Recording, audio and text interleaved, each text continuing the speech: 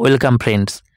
আপার প্রাইমারির প্রথম পর্যায়ের শেষ হয়েছে, দ্বিতীয় পর্যায়ের কাউন্সেলিং কবে নাগাদ শুরু হবে এ ব্যাপারে বিস্তারিত জানাবো আপনাদেরকে এই ভিডিওটির মাধ্যমে।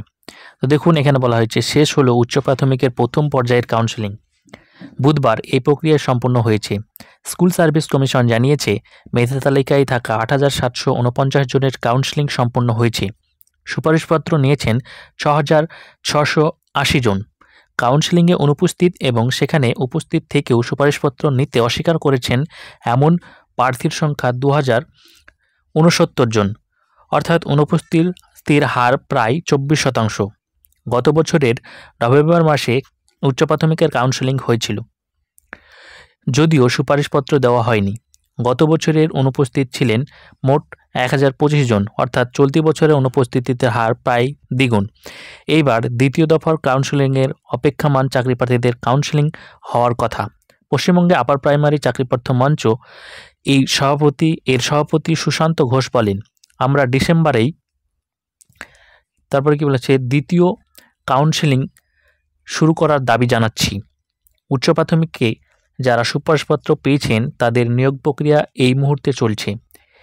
কিছু স্কুল বহুদিন পরে শিক্ষক পেয়ে খুশি, যেমন নারায়ণদাসপুর বাংলোর মাল্টি পারপাজ স্কুলের প্রধান শিক্ষক সঞ্জয় বড়ুয়া বলেন, আমাদের স্কুলে বেশ কয়েক বছর ধরে উচ্চ প্রাথমিকে বাংলার শিক্ষক পদ খালি ছিল।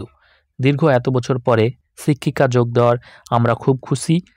তবে প্রার্থীদের একাংশের অভিযোগ, বেশ কিছু ক্ষেত্রে তারা স্কুলে যোগ দিতে গিয়ে অসুবিধার সম্মুখীনও হচ্ছেন।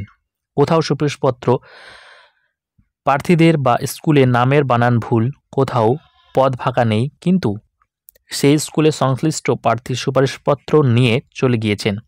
এসএসসির চেয়ারম্যান সিদ্ধার্থ মজুমদার বলেন, ভুলের সংখ্যা নগণ্য। যেসব ভুল সংশোধনযোগ্য সেগুলো দ্রুত সংশোধন করা যাবে। তার মানে বোঝা যাচ্ছে যে ডিসেম্বরে কিন্তু দ্বিতীয় দফার কাউন্সেলিং শুরু হবে।